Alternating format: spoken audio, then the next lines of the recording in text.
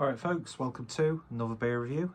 This one was kindly gifted to me by the legend that is Mersey Beers, and today we're going over to Northern Monk, and this is a collaboration between themselves and Timothy Taylor's, and this is a can of their Draft Unity Stout called Northern Rising.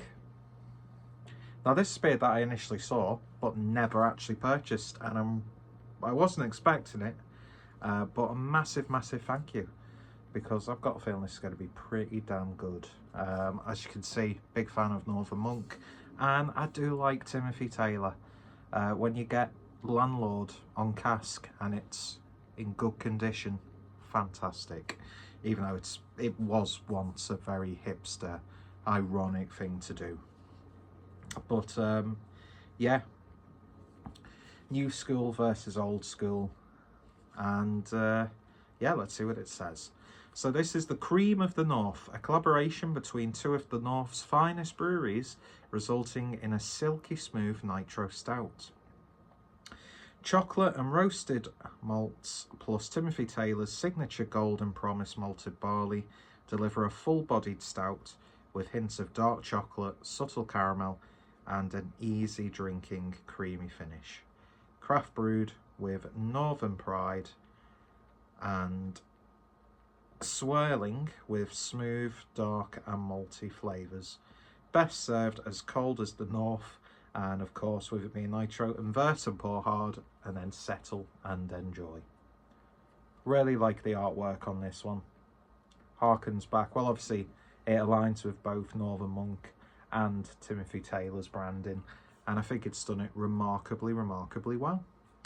So we'll give it a little bit of a twist. I've not got the best glass for this, but I wanted to have the trifecta of Northern Monk in this video, even though no, it's not. It's actually an Asvex glass that I'm using, so I just wanted to have it in a Teku. Obviously it's a bit better to use it in a bigger glass just so you can pour it all in. But it is what it is. It's a cream carpet, so I'm sure it'll end well. Let's put that glass there. So we've rolled it a little. Oh shit.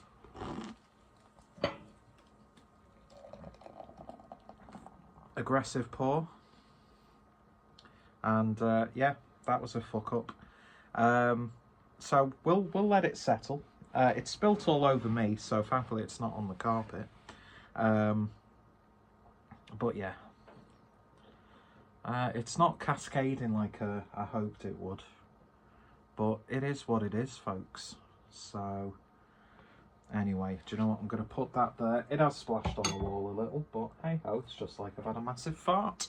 Luckily I've got this glass to hand as well, so I won't be as aggressive with this one. There we go. This is a fuck up, if there ever was one. Well, yeah, it's really not settling at all in either. Like I said, glassware is terrible for these beers. I was just trying to be a bit more aesthetic with this.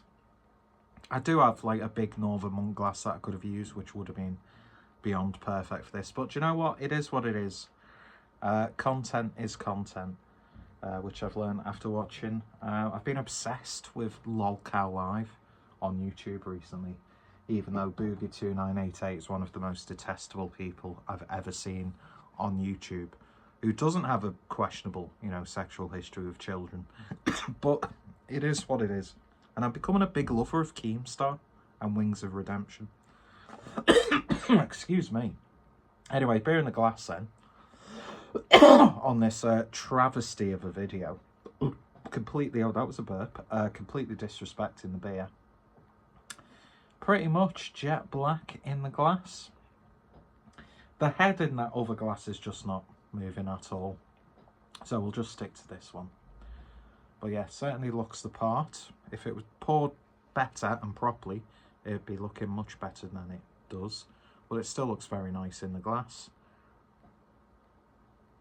And you can smell that it's a nitro beer. Nitro beers always seem to have that distinct yet subtle aroma. bready, biscuity, sweet and damp. Slight nuttiness there. A little bit of cacao coming through. But yeah, smelling very, very nice indeed. Anyway, that's settled enough for me to drink it. Let's give it a taste. Cheers, everyone.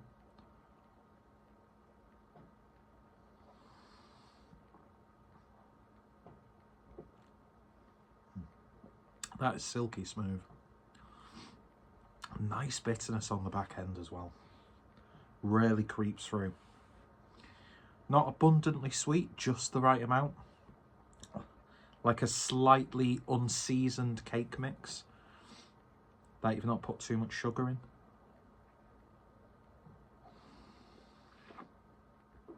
Roasty, toasty. Damp like malt flavours. A little bit of dark chocolate creeping through, and that then comes out a little bit more towards the end. Mixes really nicely with this like woody bitterness. Some licorice notes in there as well, like an unsweetened licorice. There's sweetness there, but not too much. Beautifully balanced. I think on cask this would be just chef's kiss.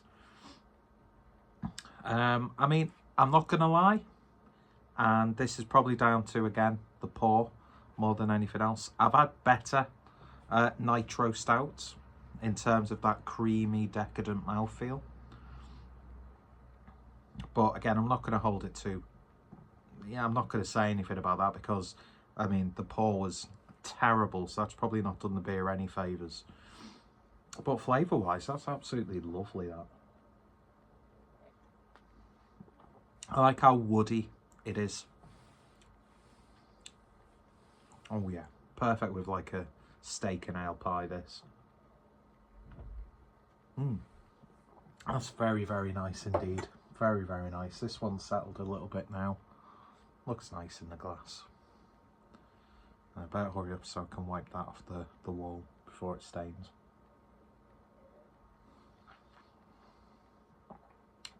Yeah, absolutely bang on. That would not be out of place in any sort of like social club, classic pub, that sort of thing. Perfect culmination of the two breweries coming together, giving you a traditional yet modern sort of like nitro stout, but more focusing on the traditional. I think it really plays into the strength, obviously of both breweries, but more towards Timothy Taylor, who've got, you know, the heritage. I've yet to really have even like a boring Timothy Taylor's beer. I've not had some of their more craft offerings, just because if I'm going to go for Timothy Taylor's, it's got to be one of their classic real ales. And I think that's a perfect merge of the two brewing worlds coming together. The chocolatiness is building up a little bit. That resting bitterness is very, very satisfying. And yeah, that's going down an absolute treat. But like I said, I think because of my pour, it's really not done the beer any services. If anything, it's done a disservice to the overall experience. So it's all going to be conclusively, I've had better draft nitro stouts. That's on me, and I take full ownership of that. But flavour wise, fantastic, absolutely wonderful, lovely, lovely stuff indeed. And yeah, two fantastic breweries doing a great job. And I know they've collaborated a few times. I think Landlord is still available, especially in Manchester, at Northern Monks bar in Manchester, probably at the, oh my god, what's it called now? In Leeds. I need to go to Leeds. I've not been to Leeds for a while. But yeah, lovely stuff. Go check out both breweries. If you've tried it, let me know your thoughts, opinions down below. And I've got to try and clean this wall. Cheers for watching. Take care. Stay safe. And I'll see you next time. Bye.